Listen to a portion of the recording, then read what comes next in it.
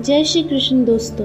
श्री नारद जी कहते हैं, राजन, नंद जी राजा का कर चुकाने, वासुदेव जी की कुशल पूछने और उन्हें पुत्रोत्साह का समाचार देने के लिए मथुरा चले गए। उसी समय कंस की भेजी हुई बालघातिनी, घर घर ध्वनि वाली दुष्ट राक्षसी पूतना नगरों, गांवों और गोष्ठों में विचरती हुई गोप और गोपियों से भरे हुए गोकुल में आ पहुँचे। गोकुल के निकट आने पर उसने माया से दिव्य रूप धारण कर लिया। वह 16 वर्ष की अवस्था वाली तरुणी बन गई। उसका सौंदर्य इतना दिव्य था कि वह अपने अंग कांति से साची, सरस्वती, लक्ष्मी, रंभा तथा राधे को भी तिरस्कृत कर रहे थे। इसलिए उसे वहाँ की गोपों तथा गोपियों ने रोका भी नहीं। चलते समय उसकी कुछ दिव्य आभा से झलकते और हिलते थे। उसे देखकर रोहिणी तथा यशोदा भी हतप्रभा हो गई।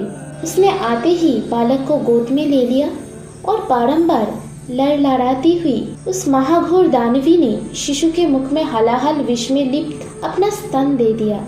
ये देख तीक्ष्ण रोष से आवृत हो श्री हरि ने उसका सारा दूध प्राणों सहित पी लिया।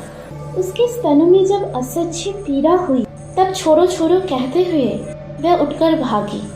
बच्चे को लिए घर से बाहर निकल गए। बाहर जाने पर उसकी माया नष्ट हो गई और वह अपनी असली रूप में दिखाई देने लगे। उसके नेत्र बाहर निकल आए, सारा शरीर सफेद पड़ गया और वह रोती और चिल्लाती हुई पृथ्वी पर गिर पड़ी। उसकी चिल्लाहट से सातों लोक और सातों पाताल सहित सारा ब्रह्मांड गूंज उठा। दीपों सहित सारी पृथ्वी डोलने लगी।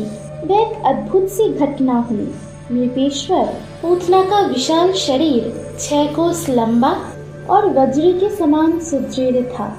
उसके गिरने से उसकी पीठ के नीचे आए हुए बड़े बड़े वृक्ष पिसकर चकनाचूर हो गए।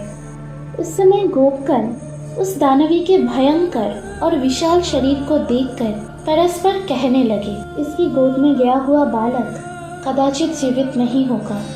परंतु वो अद्भुत बालक उसकी छाती पर बैठा हुआ आनंद से खेलता और मुस्कुराता था। वह पूतना का दूध पीकर जम्हाई ले रहा था। उसे उस अवस्था में देखकर यशोदा तथा रोहिणी के साथ जाकर स्त्रियों ने उठा लिया और छाती से लगाकर वह सबके सब बड़े विस्मय में पड़ गए। बच्चे को ले जाकर गोपियों ने सब ओर से विधि पूर्वक उसकी रक्षा की। यमुना जी की पवित्र मिट्टी लगाकर उसके ऊपर यमुना जल को छिटा दिया। फिर उसके ऊपर गाय की पूंछ घुमाई, गोमूत्र और गोराज मिश्रित जल से उसको नहलाया और निम्नांकित रूप से कवच का पाठ किया। बाकी की कथा सुनिए अगली पार्ट में। राधे राधे।